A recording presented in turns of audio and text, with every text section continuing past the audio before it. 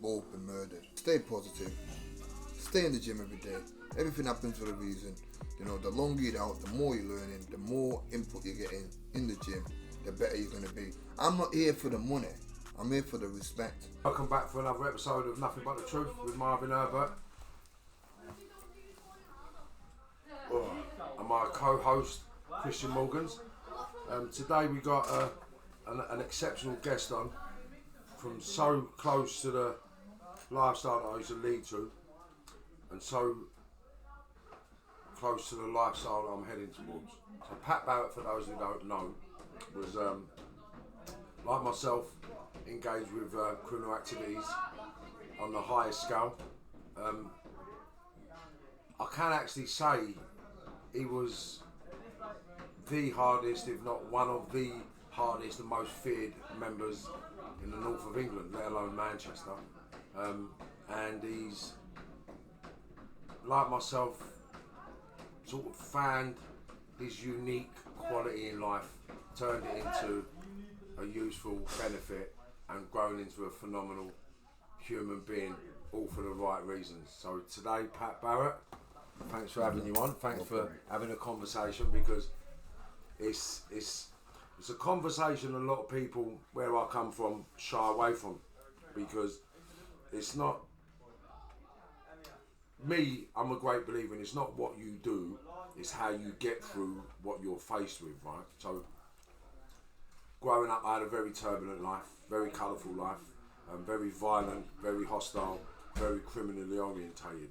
Now, you're the next generation up for me, I believe, because I'm 49 this year, and I think you're 55? No, 54. 54, sorry Pat, I do apologise, so 54. So that's what, 5 years, 6 years, 5 years.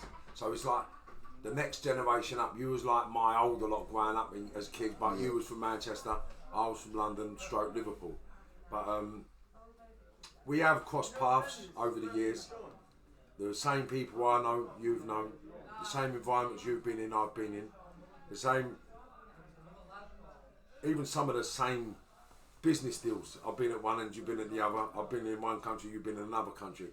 Unbeknown to myself who you were at the time, but with sort of hindsight and reflection now, I thought, fuck, that was the Pat they were talking about. Do you understand? Yeah. Because your name has come up a few times before I'd met you a few years ago.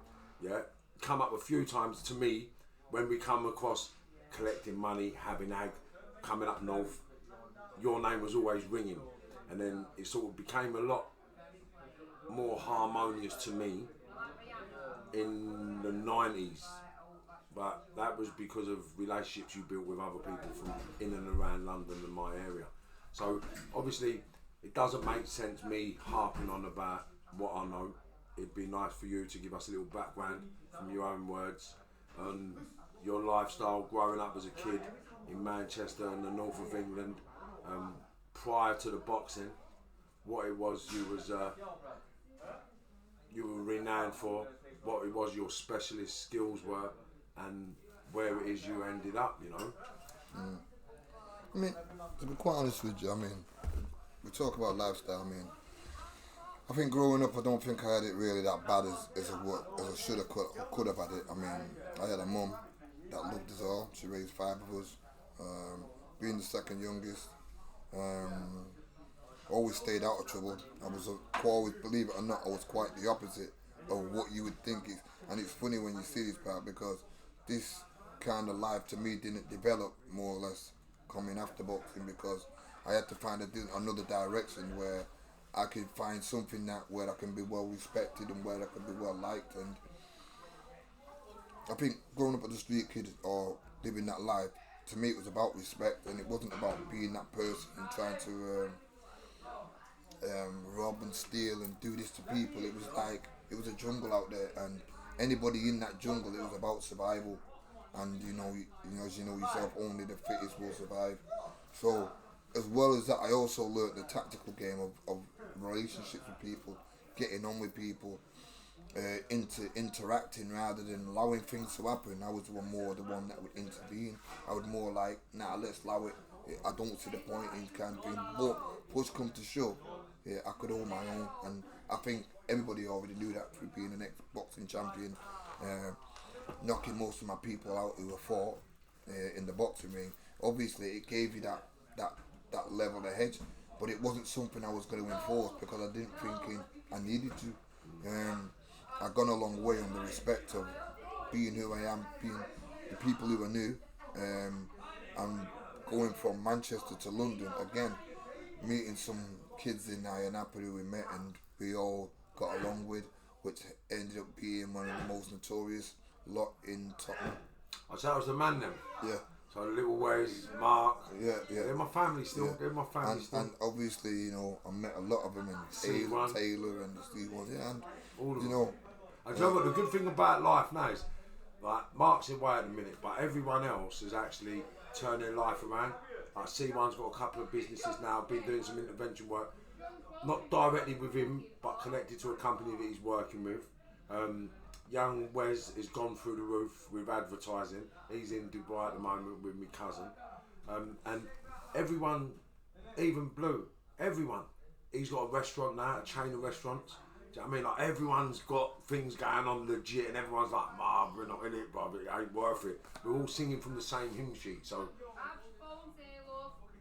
the people you knew are not the same people today. Like, this is what the good thing about the transition that I've seen over the last few years. Like, I remember Iron Apple in the 90s. I was over there and it was a wild place full of wild people doing crazy things, But yeah, so your relationships up and down the country was harmonious forever, really, from my understanding. It was. It went to be more vicious on road than it did do in Manchester. Manchester is like my hometown, and I have to live here, and my aim is to get along and to defend and to do everything in the most correct of manner, rather than trying to be that mad dog where you get a lot of young kids today that they feel that being that mad dog that's how you get respect, but it's not. Getting respect is how you treat people on towards others, and it's all about, listen, you got a problem, let's take it outside. It's just between you and me. Let's not make it between I take you outside and then you want to bring 50 people. It really ain't about that. And that's the generation today. That's how things get started. That's how things erupt, because nobody doesn't have that mentality anymore. Yeah. And you got a lot of these young kids growing up now where they don't really have no respect no more, because there is nobody to show them how we teach them respect. Like the boxing in here in the gym is where it all happens. Yeah. And it's like, it's things, it's levels where you can teach kids and you can show them and you can talk to them. And these kids, what I'm talking to in here, are badder kids than what you're talking about. These kids out there what want to pull a gun, because when you're in jail or you're in some kind of confined place where you haven't got a gun and you haven't got a knife, and then it's just you and him, and it's all a different matter. People are just more like shitbags now, the cowards out there. I mean, nobody wants to front how they really should be fronting. Yeah, well, we had this conversation the other day with a couple of guests of mine. We were talking about growing up. So, when I was growing up as a kid, everyone had to be able to fight. Like, you was made to fight. There was a few people from here and there that never fought, but they were just the crazy ones of the gang. But predominantly, everyone had to fight. Like, fighting was a skill that everybody learned through school, and if you never learned in school, then you go boxing or karate. Or when I was growing up, everyone was doing some sort of combat sport, and I do believe that because of the lack of sort of social intervention with sports centres and community halls and boxing clubs being closed or moved around, the kids have just got nothing but fear to sort of deal with, and the only way to deal with fear is by being courageous, and the only way they can be courageous is by getting a weapon, because they haven't got the abilities to actually look after themselves or anyone around them. Have you noticed that same similar behaviour up in Manchester? Do you know, to be quite honest with you, I've took myself away, and I've become ignorant towards a lot of things that goes on now in Manchester, because it doesn't affect me. Yeah. And I've got my reasons, I've got my ways, and I've got my reasons why. Yeah, because it don't necessarily mean that you can walk away from such a lifestyle. It only takes one slip to pull you back. Yeah. So I'm not gonna try and say that I'm anything different. I'm just me, and I've seen a different way where I've turned a different direction. I've got a nephew, I've got a cousin that's well high up in the boxing game with what I've done, and I've enjoyed that. And because I've enjoyed that so much, it's given me the passion to give it to other kids. If I can do it with these, I can do it with anybody else that's interested in wanting to better themselves. It's not for me to reach out for them, it's for them to reach out to me and to say, look, Pat, I want to do this. And I'll sit down but I ain't going to try and change nobody's life, because that's not what I'm about. But what I am about is when somebody wants to change their own life, I'm there to put that hand out and to say, you know what, I'll pull you in. Yeah. It's not about me putting the hand out and trying to pull you in, because, you know, I'd love to be able to be that person, but some kids don't want to be saved. Some kids like the road until something bad happens and they realise. Everybody's got a talent, and it's about finding that talent within yourself, which a lot of people don't realise that, and they need good people in order to enforce it. Say, nah, you don't really need to be doing that, because you can be doing this. But who's going to show them when they're all in the same circle? There ain't no one that's going to push them out and say, no, you got a talent, let's be proud of you. Oh, well, back in my day, I had man from shit and would say, you know what, Pat, now listen, we you know what I mean, you're doing good things and you should really like go forward and carry on, make man proud and this and that. And that's how they pushed me. And it wasn't where like people were saying, oh, them guys ruined your life. No, I ruined my own life. Yeah, life is about choices. Yeah. I chose that path, and nobody didn't make me choose that path. Yeah, it's not like I wanted to be like anything. It's just that I got lost. I got too far into something. I got mixed up. Yeah, I realised, you know, there was a flavour going on there that I liked, and it was a wrong choice. And it wasn't even a wrong choice. It was just like a bad choice, really. Yeah. And when my trainer Brian Hughes seen what I was doing, I mean, he got one throw of the dice. He packed me up and shipped me to America, and said, you know what, Pat, if you really need to find yourself, I need you to go to America soon. If you want to make a comeback, because you know you're getting lost into something now where you're playing a game where you're just getting too lost into it, and I can't help you here, because while you've got all your friends there and you've got this, but he sent me to America now with John Davenport, which was Lennox Lewis in trainer, and he was the one that made the phone call, boxed it all off. And I remember going there and I think, I don't even want to go to America anymore. But I thought, I owe it to this man. And I went there for 9 months, stayed there, lived on a motel. It was a training camp, did all my training out there. I won 2 fights out there, went to Canada, met a friend of mine called Sid Vanderpool, who fought Bernard Hopkins. We was on that training camp together. We become like good, close compadres, like really close friends. And you know, we used to always be in competition with everybody. It was with each other, giving it everything we got. Anyway, I remember coming back home from the States, and I think that was my biggest mistake when I came back home, because there was just some stupidness, and it was non-payment of fines that I had skipped court several times because I was in America. And when I came home and I'm driving, I get arrested. Yeah, and I missed my flight to go back to America, and I got arrested I had a world title fight lined up over there when I was meant to come back on that camp. But I would come over here to see my family, my friends, my daughter. And even though Brian kind of knew what was going to happen when I come back to England, I'm 5 minutes away from home, I get pulled over. There's a warrant for non-payment of fines.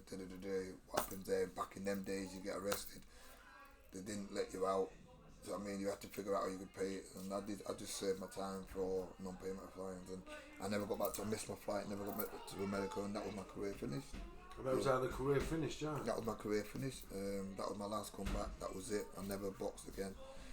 From there, I just carried on from where I left off, being in jail, and realised once. I think my first sentence was for possession of firearm, loaded gun. And after that sentence, I realised, I think from there, I just planned my life, what I wanted to do. I remember Brian always telling me, why don't you come and help me in the gym? And Brian said to me, listen, Pat, when you come out, I think you should think about what you're going to do. And these words stuck in my head, and I came out, I helped him in the gym, and that was it really. I never looked really. What year was that? I can't remember what year that was. It was that long ago. It's going over 20 years ago. That's it. No,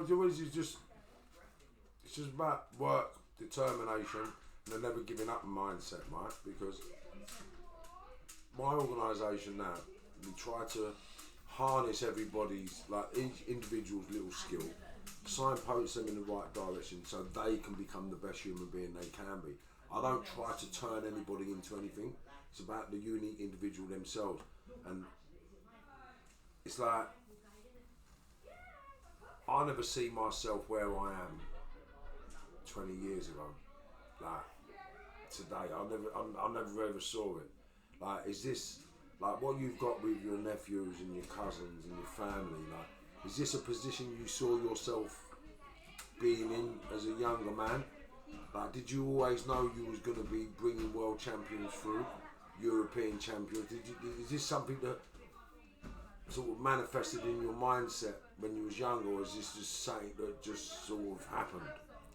Or did you always think to yourself, well, one day? I think this is just something that happened. I think once we got the thing to take over the gym, I always said I want to carry on Brian Hughes' legacy. I mean, I always wanted. Sorry, is that Brian up there? No, that's not Brian there. Oh, sorry. But Brian Hughes is a dear friend, and I always wanted to carry on that legacy. Or he's more like a father, Brian, because when my mum passed away, he was the one that took over my life and showed me the way of how to do everything the correct way. So I always had that way in my head anyway, because it was showed to me. I had it there, but I just never used it. And it wasn't until later on in life when I've come over and I've took over this gym with another friend of mine, Tommy McDonough, who I used to train back in the day, Storm Boy, who went on to do great things. That now I realise it. It was rebuilding the gym and getting it back to how it was with producing my own fighters. And the way I could do that with my cousin and my nephew is the same way we was taught as we watched all the older ones how to be like them. Yeah. And I taught them, and it was from the mindset and how I can make them believe and how I can make them do things. Talking about them, say, if you can listen, if you can capture this is the essence. Boxing's dead now. You guys and I got something special in boxing, and you guys have got what you don't see in boxing today. Yeah, and if you can just nurture this, like Lyndon with the left jab, for instance, Zelfa with his flamboyant movements, slippery, silky moves, and his feints and how he opens fighters up. And I'm telling him, look, if you guys can do that, this is going to get you to the top, because this part of boxing has become extinct. And because it's come extinct, you guys have reopened it again. You don't see fighters with a good left jab no more. Yeah? So who's got a good left jab? That young kid this morning? Oh, yeah. Well, they're all like that. I said to him after, you got to use that more, man. It pissed me off that much that I had to pressure him even more because I don't want to jab. Yeah, but that was a what I'm trying to say is it's replicated. They're all, I do one. It's like going to the Kronk boxing gym. When you go to the Kronk in Detroit, you can always see that Manuel Stewart teaches these fighters. Why? Because of the style. The basics is they've all got the same basic fundamentals. Hands up high, good defense, good left jab, dropping over, good left hook to the body, and stuff like that. And what Brian used to teach me in this gym, and I'm carrying on the same legacy, what Brian used to teach. So nothing's really changed. The fundamentals are the same behind a good left jab, because the jab is the key. It'll open anything up. Yeah. And like you just said, you see that young kid there. I mean, I've only been training him now for about 8 weeks. Yeah. I mean, he's come up from the amateurs, turning over pro with us, and you can see he's going to be another good kid. And I've got like 5 or 6 good pros. He's only 18 now, isn't he? I've got 5 or 6 good pros of my own. Again, but I'm manufacturing myself. Not where, hey, Pat, can you train this kid?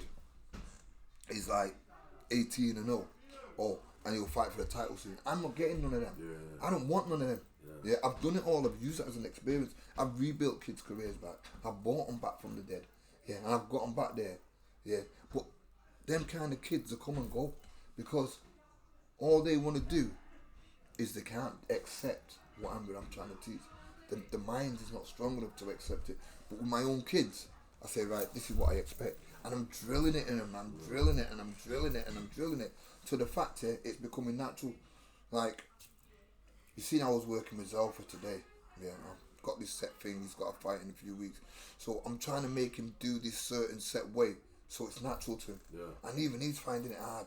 He's frustrated. He's annoyed. He's this and that. But So by 6 weeks time, he'll master it. Yeah. It's just the way it starts. It's like learning boxing all over again. Yeah. But the good thing about it is they've all got a toolbox, and in that toolbox they're gonna draw down. So what they first learn, all it is, it's a massive circle, like fashion. Fashion goes out and comes back again, and it's only the same thing. Well, style of boxing, it's the same thing. It's just that you get better of it. So he's only gonna use something what he did use when he was an amateur, but because of his experience, it's gonna allow him to be better. And all I'm gonna say, right, look, this is how I need you to box this kid. This is how I need you to be in this fight, and then he's gonna go, I know now. It's like Lyndon. You cannot beat this kid's jab. And now he beat Anthony hard with just behind the left jab. It's only going to get better. Because he beat him on 70%. And it wasn't even 100%. Now he's going to put a lot more, and he's going to go, you know what, Pat? You're right, you know. Now I can hook off this jab.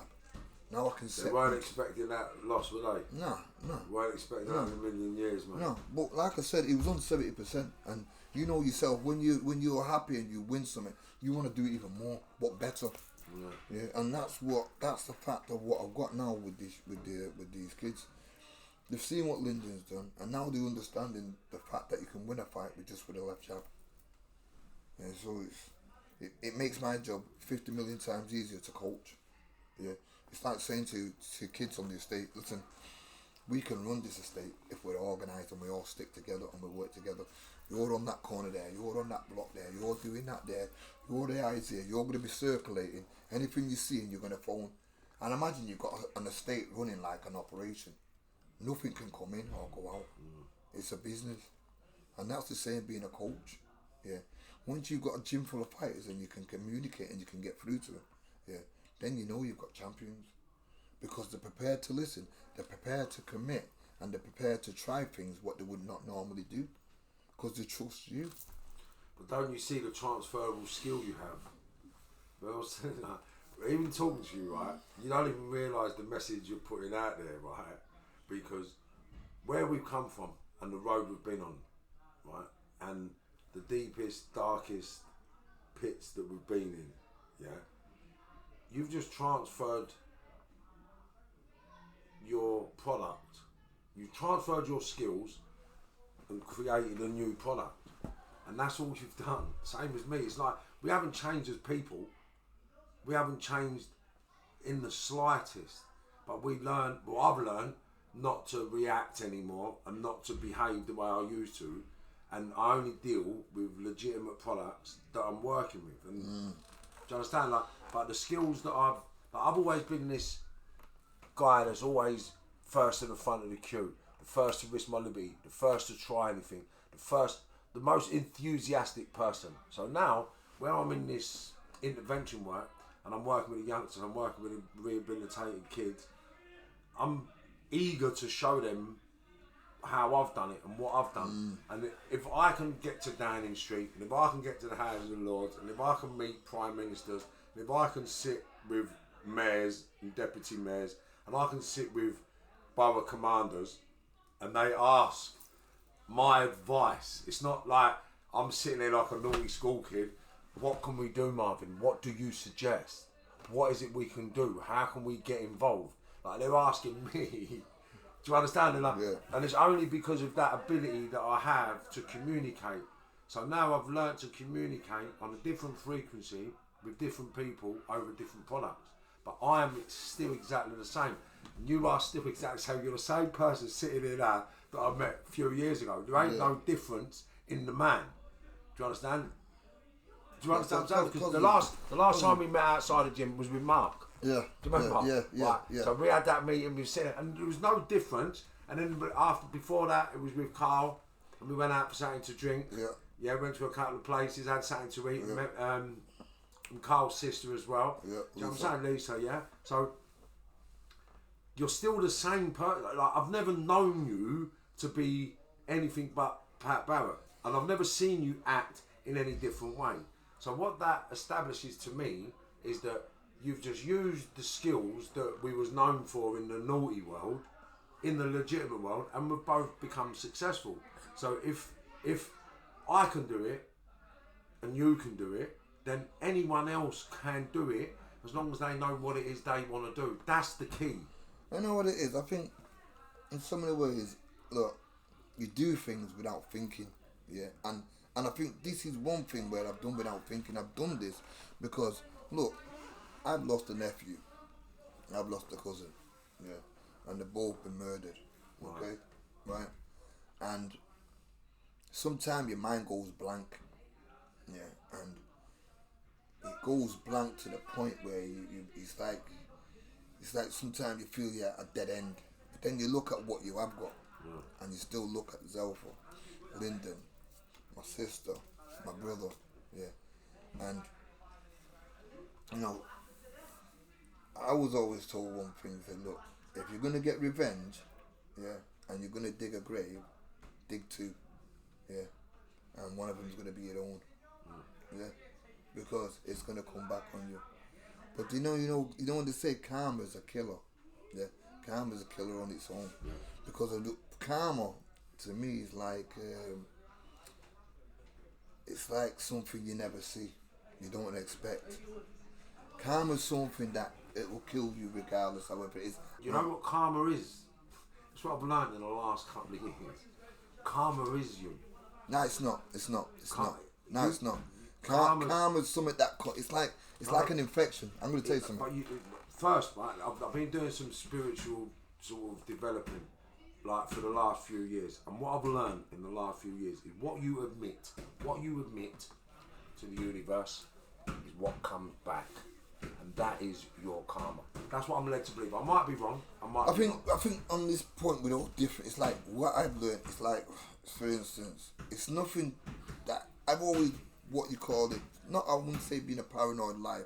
I've always been a wary person, always been on it. It's like now I just don't give a fuck now. Yeah, I've stopped caring whatever happens. I don't care about nothing now because life is gonna be what it is. Yeah, if that's your day, it's your day. If it's not gonna be, it's not gonna be. It's plain and simple. Yeah, I'm beyond caring. I'll sit there and where before I wouldn't sit in spots on my phone, texting. Why? So somebody could just roll up, blow my head off. Yeah, I wasn't gonna do all that loose balling, but now I don't care because you can't prevent what's gonna happen. You're in denial. You see too many people sit with CCTV cameras all around the house. Why? It's like Big Brother. It's like, are you really that scared of life that you're gonna sit with cameras? Like, what is the point? It's gonna happen. It's gonna happen. Yes. No one's not gonna come to your house while there's cameras, but they'll wait till you come out your house. So why do you even have it? You get it? Yeah, it don't make no sense. Now, how many people do you know that have got cameras on their house? It's endless. Yeah, because in their own heart they feel secure. Yeah, they feel, I'll just check the cameras. Yeah, but then that life is just it's made your mind go warped. Yeah, that's all a myth anyway. Yeah, exactly. So you don't like you become a menace towards your own self because you're not living the correct life. Do you know what I mean? Well, I'm never gonna live like that. I'm never gonna live like that. Yeah, I would rather not live at all than have that life. Do you know what I mean? That's why we are who we are. That's the difference. So moving forward, we got we've been to the deepest, darkest. We've been to prison. We've been about. Would you say? Well, it's not. It's a rhetorical question, really, isn't it? But I felt that I've added a lot more purpose to my life and to all the youngsters that I come into contact with because of the shift in mindset that I have towards the old life I used to lead. Now, although I felt prior to my transition that I was helping people, I know now I was not really helping anybody but myself. Growing up as a young man, was you a facilitator or a benefit to people growing up? I don't even know, I think, see what it is. Growing up in my life, like I said, I'm not going to say that my life was so bad. It wasn't really that bad. My life didn't change until I finished boxing, really, after 28 years. And how long was you boxing? I mean, I started boxing at the age of what, 16, turned pro at the age of 19. I was British champion by the time age I was 21. Do you know what I mean? And then you had a phenomenal record. Yeah. Christians knows your record inside out. He surprised me with his knowledge of you, to be quite fair. I was like, how the fuck do you know about that? He said, oh, I love boxing, man. And Pat was shit up. Obviously, the treatment of yourself and Lyndon in the yard fight, was that something that was expected, or was it something that was still upsetting to you? No, definitely not. I mean, I'm not lying. I'm never going to lie. I mean, I said when I first signed with Frank Warren, I asked for that fight. I took Lyndon there when Lyndon, I think, was 7-0, 8-0, and I think Anthony Yard was about 8-9-0. Was before. I was at that fight. I think I was at that fight when. Yeah. You done asked for that because I remember he was handing me, he was coming through. It wasn't even that. It was when I first went right into Frank Warren's office to take Lyndon and Zelpa to sign. Yeah, and I said I want to fight at Anthony Yard. And Frank went, oh, why do you want to fight? Like basically why? I said no. I said because I don't think you believe that I'm picking you the best light heavyweight in Britain. I honestly believe that you think that Anthony Yard is the best because he's showcased on TV more than Lyndon ever did. And I could see why, but we wanted that spot.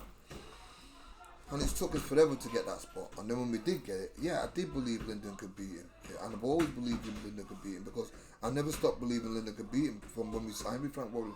I always believed that this fight was going to happen. Yeah, you got two light heavyweights growing to be so fine and so good, undefeated. Why is it not going to happen? Sooner or later, it's going to be like one of the fights that people want. It's like Eubanks and Ben. Yeah. It's going to be something people are going to want to see. Yeah, so I never ever put it away from my mind. And I always prepared Lyndon for that kind of style of fighting, that dangerous, come forward, aggressive. And as Brian told me, it was like the bull and the matador. You know, the bull will come and the matador will spear the bull. You know, it doesn't always win the matador. Yeah, so now does the boxer always win. You know what I mean? So you got to learn how to keep your distance. So Lyndon played his part so perfect. He listened, he worked on it, we carried the plan out, we followed the plan, we executed the plan, and we got the decision. So yeah, I did believe it. But what about the way that sort of Frank treated Anthony like he was the champion prior to? Were you upset with the treatment? No, I think it's only fair. Look, here's what boxing's about. It's like going on road. You don't go on road and expect to be respected because you know Tom, Dick and Harry. Yeah, you have to go on road and earn that respect. That man respects you as you. Forget about anybody else. So Lyndon had to go in that fight and earn his respect by beating someone like Anthony Yard, who was 21 with 19 KOs. You know what I mean? And for Lyndon to beat him with only one hand, yeah, I mean, that's what I call earning the respect. You weren't that respect. Did they speak after the fight, Anthony? Did he speak to you lot after the fight, him and Lyndon, or did he have the hump? Well, look, they're going to have the hump. Yeah, you've just been beaten. Yeah, that's what I don't get, you know. Like. No, but I'm going to bear in mind that, look, they did not expect for that. In their own heads, they thought, we'll knock Lyndon out. They didn't give, you know me, I gave Anthony the most of respect. I gave Tunde the most of respect. I knew that Lyndon's in a fight and there's a percent that he could get knocked out. I knew that.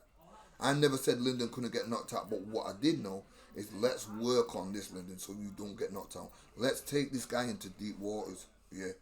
Let's hit him with that jab where what Kolarov did. You know, he doesn't like that. Let's work on what his weaknesses were. Yeah, his fear factors. Yeah. And Lyndon did exactly what I asked him to do. So in my eyes, I was always going to be proud of him. Win, draw or lose. Yeah. Because he finished where he didn't get knocked out. And I'm proud of him. And his defense was impeccable. And his jab was even the key.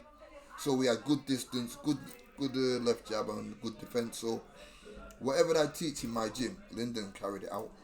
I'll tell you something for nothing. I was well surprised. I don't follow boxing per se. I'm not like got mad. I don't follow every boxer, right? So I wasn't aware of Lyndon or his previous fights. And when he went in against Anthony Yard, after Anthony Yard come off of the who did he fight? Spellman. No. Who was the Russian? Yeah, Kovalev, wasn't it? Yeah. When he fought that Kovalev, I thought he really done himself. I thought up until the Kovalev, I had suspicions about him. And then he rubber stamped me on the Kovalev fight. I thought, this kid can fight. He really can fight. And he can take a proper dig. And when I see him getting in the ring with Lyndon, I thought, who the fuck's this Lyndon? And I've done a bit of research. I thought, wow, this kid's alright. Oh, this is going to be an alright fight, this. And when I've seen you in the corners, and I thought, wow, he's passive. He's in trouble, yard. And then I thought, let's see the fight. And then I just watched him. And I was really surprised at Lyndon's boxing ability. I mean, because he never got caught up in it at all. And in my opinion, it didn't look the class that they make him out to be in that fight. Like, I think he lost. I don't know what it was, but he just didn't look the part like he did when he fought Kovalev. And I'll put that down to the strategy that Lyndon had. The boxing ability he had wouldn't allow him to plant his feet and govern the ring, and he just made him move too much, took him out of his comfort zone and just outmanoeuvred him, mate. I mean, I think Lyndon boxed behind the brain, and he didn't try to get into it where if he would have tried to be macho, it would have went anti-yards way. Lyndon boxed his way, and he boxed his fight and got the decision nicely, and that's what you got to give credit for him. I'm not taking nothing away from Anthony Yard. That wisdom in it, though. So the mentoring, the wisdom, the mindset, that's programmed into the youngsters, isn't it? Like, it's like you said, when you go to certain gyms, the Cronks, you see the way they train because it's Emmanuel Stewart's way. It's like your way, and all these kids here are all going to have a similar jab. They're all going to have similar edges. I watched this morning. There was all skipping, and then you've walked in. And then every skipping one was you can just see the minute you walk in, the mindset changes and they're all switched on. And they're all, do you understand what I'm saying? Like, they're all superstars until you come. They're all superstars, like, superstars chatting away. As soon as you walk in the door, it's just like, boom. But that's all that matters to me. Yeah, so what I'm saying, so it's that mindset in the training that you got to take your credit for, because it's amazing. And you know what, I never understood boxing until MTK started, and Matthew Macklin was ready. I think he was getting ready for his Martinez fight, Sergio Martinez. When he was getting ready for that fight, he had the closed door camp, but we was in the gym every day, and I was going, let me spar him. He said, Marv, you don't want to spar him. It's another level. I want to spar him. I said, no, Marv, you don't want to spar him. And then I went, alright, fuck, leave it. So I've gone to the gym and watched them spar, but it's just another level. It's just another level of punching, another level of power, another level of just ability. And it was then that I realised how hard boxing is. Do you know what I mean? Because I always thought, and I always believed that I could get in the ring with any boxer and have a proper tear up. Like, you sit in an armchair, I'm fucking case of shit, I'll punch his head in. Yeah. Because I've always been able to have a row, I've always boxed a little bit. I never had the mental control as a kid to get in the ring and have a fair fight. I was a dirty fighter, so I never got noticed as a kid for being a fighter because I was horrible, I was just nasty.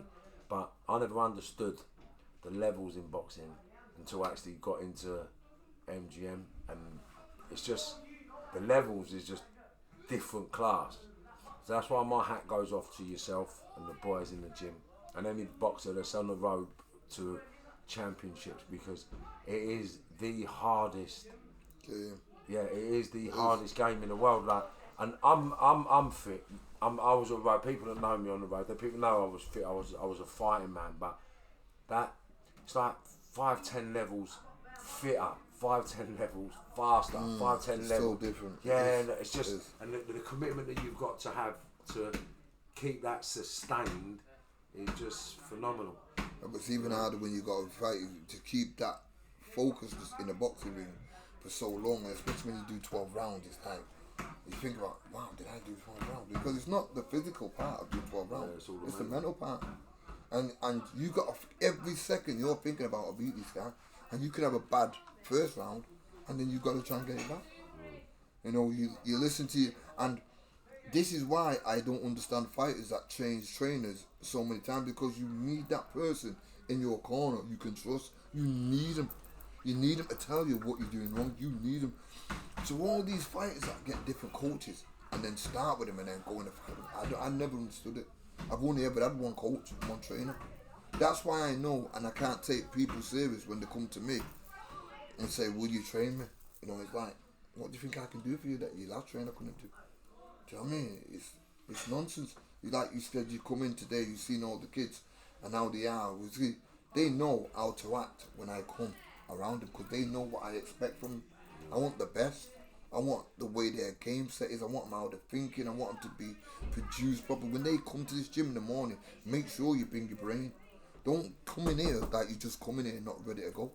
It's not going to work. Do you know what I mean? Yeah, so strong mind, strong belief, and strong purpose, mate. Otherwise, don't bother. And if you've not got that, then there's no point you even being here. And they've got it, though. They have got it. They've got it. They've definitely got it. They have got it. I've got my lips busted open today. Yeah. I've got stitches out there. I don't know how he done that, but they come through the must have come through the guard. Must have come through the gum shield, mate. I don't know how he done it. Or it's come over the bottom lip. Yeah. You know what I mean, but yeah, he got a good jab. He caught me with a nice body shot on uppercut. Yeah, good kid. And, you're a lot braver than me anyway. I'll tell you now. I wouldn't be going in no gym at my age now and getting in the ring with any of these young kids. You know. No, not for me, thanks. See, that's my limbic system. I just can't give it up. I've still got that. I've got. You know, as I walked, even in the gym, I was walking backwards and forwards. I think I've got to do something. I can't be in the gym and not do nothing like that. Yeah. That's why I said to mind if I do a bit of training, Pat. Do you know what I mean? And then when they said they're doing a circuit, I said I like a circuit. They can't do that worse than me. Do you know what I mean? I can't be that bad. No, I was surprised myself. When she said we're going to do 6 rounds, I said to myself, I'll just do 3 and bow out. So I went, how many left? How many we got left? She said 2. I was like, what, is this the 4th one? She went, yeah. I said, it's the end of the 4th though. She said, yeah. I said, that's sweet. So I thought I'll do the next 2 now. Do you know what I mean?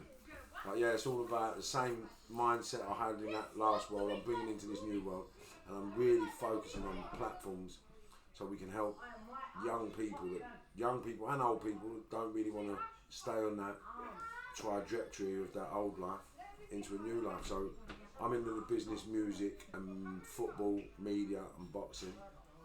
You're into the boxing. Is there anything else that you're ever interested in, Pat, apart from the boxing? Or is it just boxing? No, it's just boxing. I mean, now it's just boxing, becoming a great trainer, a promoter, a manager. I mean, promoter side of it is just to give my own kids a chance to start in life, because rather than waiting to get them on shows, I can put the shows on myself. I can build them up myself, and then from building them, I can also manage them. How's all that going, the shows? It's good. At the moment, it's not so good because of the COVID. Obviously, the smaller shows are affected by it even more. But I've told my lot to stay positive, stay in the gym every day. Everything happens for a reason. You know, the longer you're out, the more you're learning, the more input you're getting in the gym, the better you're going to be. You know what I mean? So when you are small halls still allowed to stay open and train and all that? The smaller halls? Yeah. So as long as they're professional boxers earning a crust out of boxing, they're allowed to train in the gym. I didn't understand why certain gyms are open, certain gyms. Because all the amateurs are shut now, aren't they? Which is a mad one. Well, it's just all the elite fighters now, and it's like the pros. So, you know, and the good thing is I can't wait because the first show I'm going to do is going to be really busy, and the lads are dying to get out there. Do you know what I mean? So I'm just excited for it, mate. And with the lads that I've got, the group of lads I've got a couple of new additions. What I can't wait to see that have come up from what have come up from me. And the way that everybody now has accepted how to throw a jab, and now they're trusting in what I'm saying even 10 times more. Now they've seen Lyndon and Zelfa do it. It's like it's thriving. Good interview. It's just thriving. And it really is. I didn't think it'd be as busy when I come up. I thought you was going to have a couple of in there. I was really impressed when I walked in. I was like, wow, yeah, it's the proper. What did I say to you? It's a proper sweat and sawdust gym. Like I said, proper sweat and sawdust in this. And you walk in, you get that feeling, don't you? Like, you walk in all these new fans and everything's all sparkling clean and there's no blood, sweat and tears nowhere. But here you walk in, you can see like there's been some blood, sweat and tears in here. Do you know what I mean? And I think this is what left a little bit of blood on the canvas today. Do you know what I mean? My blood's in here. Do you know what I mean? Yeah, everybody signs a signature with blood somewhere in this. No, that's what I'm saying. That's what they're all about. I mean, you don't learn without that. You know, so it's from one world into another. Well, it's a silly question, but I'll ask it. Have you got any regrets of the life that you've had and where you are and what you've been through? Nah, no regrets whatsoever. I don't feel to have no regrets because life is about choices, and I think where I'm at now is a great choice. Doing what I'm doing now, it's a better life, not just for me but for people that I can obviously give a career to, and working with Queensbury as well. It's even better because most of the kids. Did you ever see yourself in this position though? No. After your boxing finished, I never did. You see what it is? You see places in life here. No one doesn't plan to be anywhere. It just happens. And being here and doing this and being in this. If I say I'm going to do something, I'm going to do it. I said I wanted to carry on Brian's legacy out. I wanted to carry it. I'm not training any different. I'm training different with what I've been taught myself. So it's 70% what I know from the greatest trainer. Yeah, and the 30% is mine from my own experience of traveling around and working with other trainers and being it is. And what I realized about boxing, if you cannot control a fighter's mind, you haven't got nothing. If a fighter's not going to listen to you and accept what you're saying, you've got nothing. I'm not here for the money. I'm here for the respect. And if I'm not going to get that respect, I might as well not even be here. I might as well not even be noticed. Yeah, and that's the key to my own success with my own fighters. There's one thing my fighters will say: I respect that. I respect him because he's done this. I respect him because he's done that. So the only thing that they have to give me, is what I ask. So I sold the father figure, isn't it? Really? Yeah, well, you could. You know what? I'd say the respect. I mean, I never like to say. I mean, we've all got like. I can see why you say that because I always looked at Brian as that figure. Done it. That's the reason why I say it is because I always look at Brian. My dad was a bad man, right? Yeah. And my dad was a bad man, moving around the country, moving all sorts of grub. But he never had nothing on CJ or Jim McDonald. Like they was like, they were like. I looked up to them like they used to get me in the gym, and I was like, I was only a kid when Jim was in his height, and then CJ the trainers and Brian and all that in the gym, like they was like these like shit. Teach me that. Like what I wanted to know at that age, they showed me, and they was like my second parents. You know what I mean? Like growing up. I do get what you're saying, but it's just that with me, I'm very kind of like I like to choose my words like. But I can see what you're saying. I just like to be the one, that torch that will shine in the right direction and for them to go, oh, there's that light, I need to follow that and this is where I need to be. And if I can help that, and they want to be helped, then I'm going to keep that light going and I'm going to show them. So rather than a father figure, then you're the mentoring figure. I'd say the mentoring figure. Yeah, I mean that's what I've sort of fell into now. It's kind of all my youngsters. Like when I speak to them, like. Marv, can I speak to you? Yeah, what's up? Oh, can you help me with this? I'm like, yeah, of course I can. And I'll give them information. And it's like I've just become a mentor without even realising I'm a mentor. Do you know what I mean? Like, and I've helped so many youngsters that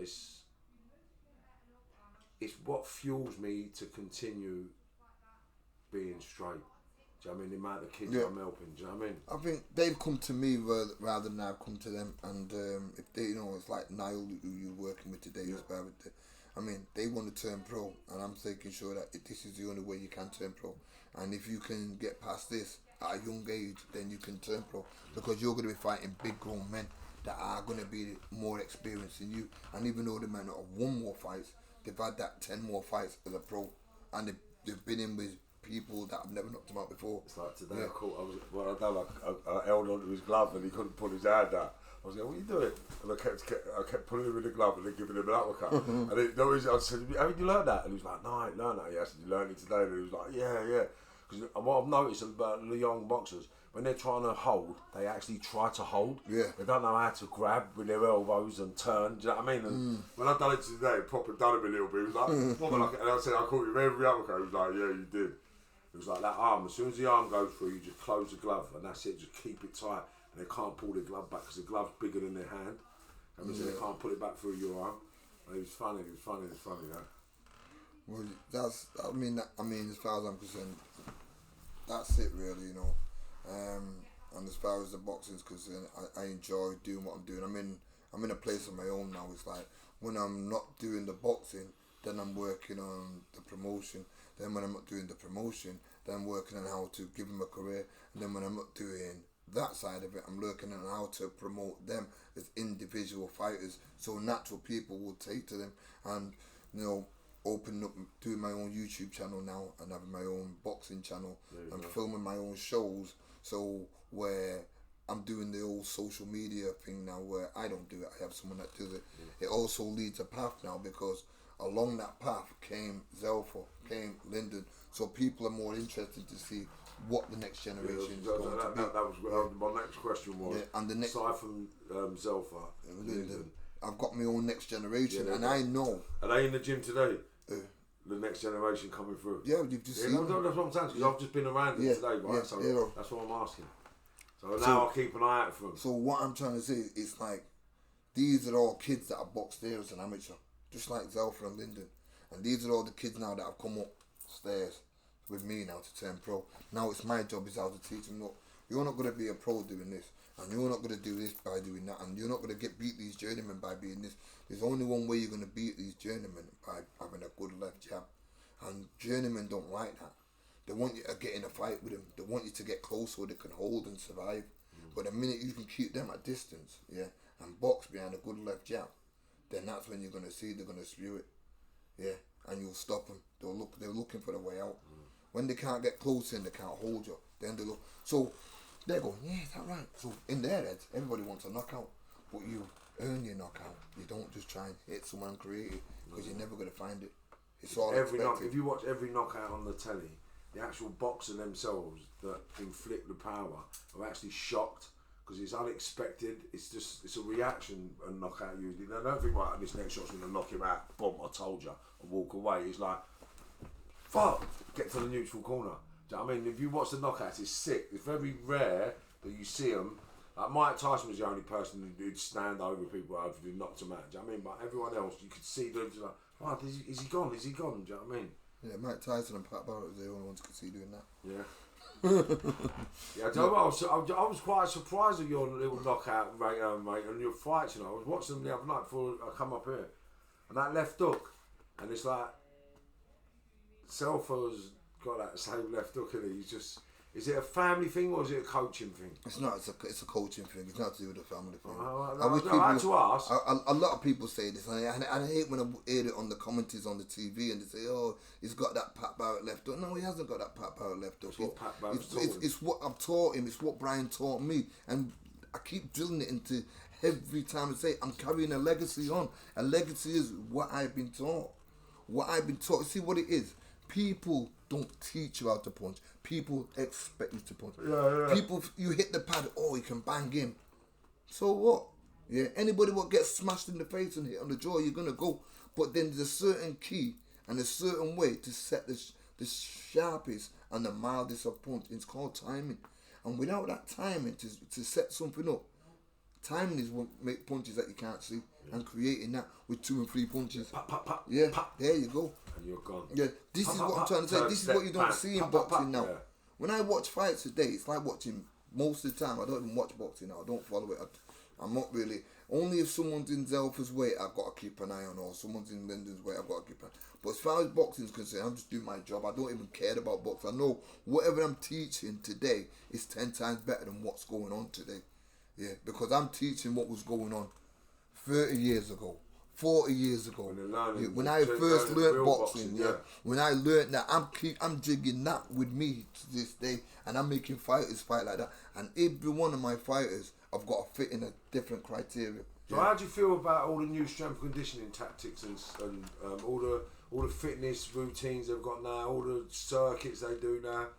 Because I'll give you a bit of information quickly. About 8 years, well, when we started MTK, a couple of boxers said to me that they believe that I do too much, right? But I don't think training wise, you can do too much, because I'm not a boxing coach, right? So I don't know the damage that going into a fight, exhausted, underhydrated, all that sort of stuff. I'm not aware of all that sort of stuff, but can you, if you're hydrated the right way and you're rested the right way, is there a level of work that you can do, or is it infinite? Could you just work and work and work? Because I don't know why I believe that if you work as hard as you can all the time, then your body just gets used to it. Like, I don't think it will have a breaking point. Here's the way I see it with this boxing game. It's like, you seen what I was doing today in the ring. Yep. I will observe in the ring for maybe an hour and a half, 2 hours non-stop, working on the same exercise on the drill. Now, because we're working on technique, but what you got to realise, it's non-stop. It's constantly. And it constantly, he's got to keep thinking about that same thing, over and over and over and over again for maybe an hour and a half of just practicing with 3 different kids. You know, not sparring, practicing, working the technique. That same technique is going to produce in a fight. Naturally. Just instinctively. Exactly. And this is what I want him to work on. Forget about everything else what you can do. Let's do what you can't do. Yeah. So that hour in the ring is better than coming in here doing 20 circuits. And then after he's done that, then he will do the circuit. Yeah. Now his mind and his body. So he's just done his mind, now he's doing his body. So later on he'll combine the two. Yeah, where I don't need all that, do this and all this and all that and all that, like, because why? You're gonna get fit doing what you do anyway.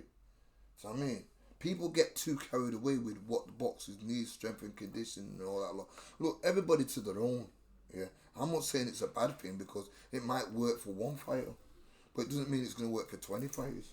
Yeah, boxing today, people are like sheep. He's doing. Look at the pad work you see now. Go on any social media. If I'm being honest, I hate them new pads. Go on social media. Go on social media now. Go on social media. Everyone's doing this thing where, and they're just making their hands go dead fast. Like, why? I don't get it. Because this Garcia guy started it off. You go on this, I call it boxing sheep. Everybody just follows. Yeah. All this. You see that fancy pad work? I'm going to tell you something. When you watch that, it looks absolutely fantastic. Yeah. But throw a combination like that, and you're not going to be able to do it, because in your head, you know what you're being asked to do. In the boxing ring, you don't know what you've got to do. You've got to make it happen. But there's one thing I know when I'm teaching is this is what's going to come at you. And especially when I'm watching the person who you're fighting and I know what they're going to do, I've got to master and copy and take about not what they do bad, what they do good. Yeah, that's what a trainer does. He analyses your opponent. He creates it in his head. He draws a criteria. He takes it into the gym. He makes the fighter maneuver on little things. And this is where the fighter always fucks up. Because now he's got to get his head in gear. And if he's not get his head in gear, don't come in here unless you're ready to do what I'm asking you to do. Yeah. And between me and Zelfa, we have ups and downs. I'm always forever kicking up at him, shouting at him, going mad. Because sometimes he thinks he's that good, that his expectations is he can just do. And even though he is that good, he can't just do it without learning it. Yeah, and there's no shortcuts. Do it once or twice, but to do it consistently and exactly. And if you notice, today he did it brilliantly, because he finally realised that he had to do what I wanted to do, and he wasn't going to leave that ring until I was happy. Yeah. And while them lads was doing the other circuits, we was in there for over an hour and a half, non-stop doing the same thing, constantly, to the point where he's getting tired, and I don't give a fuck what he was getting tired. And look past that, like, water drink, no water, fuck that. Okay? Until we do what we're doing. And you know, in the end, I said to you earlier, I don't drink when I'm training either. In the end, he got it. I was happy. Yeah. Then we did the circuit, and he did the circuit even better. And I was happy with today's session, because now it's like, that's what I call being a man. That's what I call being a fighter. That's what I call getting it right. And then later on, when I get on with him, I'll talk to him and say, you did brilliant there, son, because I'll tell him the truth. And it's what he wants to hear. Yeah. Rather than me drilling him and grinding him and then not being happy. There's times where he'll come out of that session and I'll shake my head. I won't be happy. And he'll know it. And he'll say, what have we got to do right? Well, forget it. If you couldn't do it right there, what's the point in asking me now? Because doing it right is me telling you what to do. You initiating it and creating it through your own style. Not trying to do it the way I'm showing you. And that's where he gets it wrong, because he's too much in trying to please me rather than too much in trying to get it right for himself. Does that make sense? Yeah, it does. But it's always, you can't blame him for wanting to be you though. No, not be me, please me. I want him to be able to say, you know what, he's fancy, he's flashy, he's fast. No, but what I'm saying is he's trying to do things the way you're doing them rather than doing them the way he does them, which will please you. Yeah, but today he got it right and he finished up and he kept flowing, and I thought, let me just make sure that this is a mistake, and I let him carry on, and repeatedly he kept getting it right. Now tomorrow is another day, and the next time I want to see him do that inspiring now. So how old is he now so far? He's 28 or 27, 27, 28. So he's ready now. 2021, 2022. And we've got a little stable of young bucks coming up, ready. Yeah. Fit as you like. I've done, and they're fit. They're fit. I see them today, work with them today. Yeah, it was good. Yeah, really I'm proud of what I've got coming through. I really am. Like I said, I just can't wait to see the next generation go forward and start, progressing. And what's your plans for the future now? Just keep doing what I'm doing. I've got no plans. Just one day at a time, each step at a time. Just keep doing what I'm doing, and just keep getting better and better at what I'm doing. You know what I mean? Will Lyndon's next fight be the Yard rematch? No, it won't be the Yard rematch. It'll be Bill Lyndon to the fighter that let people see what kind of fighter Lyndon is, and then, I'm not saying the rematch can't take place, and I think Lyndon would do 10 times better in the rematch. So, if I was Yard, I mean, what do you think he's going to achieve out of getting beat again? No disrespect. I think because Lyndon's on a high, and when you're not on that same high, you need to get back on that same high. So you need to rebuild yourself. I'm not saying he can't do it, and I'm not saying that he can't give Lyndon an hard fight again, because you just don't. Lyndon could get too lost in winning and having that win, celebrating too much, and that can be his downfall as well as getting back. And it's down to me to clip Lyndon's wings and say, listen, you're flying too high now, son. I don't want you to fly as high as what you're doing. This is where we're at, and this is what we got to do. So let's get back down to reality. So you mentioned sometimes you've got to earn someone's respect, so hopefully he's earned Frank's respect now. Do you think next time, when the rematch does happen, whether it's the next fight or the fight after, are you expecting a different treatment though? You don't even need to ask that question. Yeah. I mean, that's a question that we've already got a different treatment now. I mean, like I said, you've earned the respect, so you get the respect. Yeah, and I understand this more than anybody else, where it's my job to say to Lyndon, this is just business, son. Don't let it affect you. Yeah, go out there, win the fight. Yeah, of course, I'd rather just be the underdog. I don't want all that kind of treatment like with something that we're not. I mean, because we're hungry. We're hungry for success. We're hungry for making money. We're hungry for being at the top. We're hungry for titles. We're hungry for everything. And once that hunger goes, the desire goes. Yeah. So, I always want to be treated like we can't do this. Yeah, because it makes you fight better. Do you know what I mean? And that's exactly what we did. And then finally, do you get as much satisfaction from training people to be champions as you did when you were training yourself as a boxer? I think I get more satisfaction training fighters, me. I've never been one of them fighters that want to make a comeback and do anything. I think it's more better when you can change lives and guarantee kids that you can guarantee them a career. You can build it and you can guarantee that there's something at the end of it. And as I was saying before, that's why I like working with Frank, with Queensberry, because I know for the fact that I'm not just going to take them a fighter that I want them to put on TV. I'm going to take them a ready-made fighter that's already 7, 8 and 0, that's already got a fan base. The only thing that I need them doing is showcasing on a bigger TV and getting them paid more money, which I can't do that. Indeed. And finally, will Zelfa and Lyndon, will either of them become world champions, do you believe? Or? Well, most definitely. Yeah. I mean, I do things the correct way. I believe that when you get to the top, you stay to the top. And look, here's an example. Lyndon defended his Commonwealth, right? He won it against Emmanuel, like very tough fight. He defended it against Dex Spellman, and he showed again. First time he did 12 rounds, it was on his mind. He had a very tough 12 rounds because they allowed it to be. The second time he did 12 rounds, it was easy, good defense, good boxing, great everything. And then the third time, he defended it against Anthony Hard. He did it even easier than the first two. Okay, right? So that shows you that when you become a champion, and you learn how to defend it, and then how to win it, how to defend it, and how to defend it again. You're past that level now. So let's go to the next level, nearly world. So it's got the WBO. Okay, so Lyndon needs to defend that. Okay, and needs to defend it again, and then look for the world title, because then he showed he's creditable on all 2 titles that he's won. Same with Zelfa. Zelfa's won the Commonwealth. He's defended it against Leon Woodstock. He's defended it against Jason McCrory. Okay, so he's proved himself as a champion. So let him defend, go on to the next belt that he's got, to prove that he's ready near the world. And that's how you build your fighters up, and you know where they're going to be.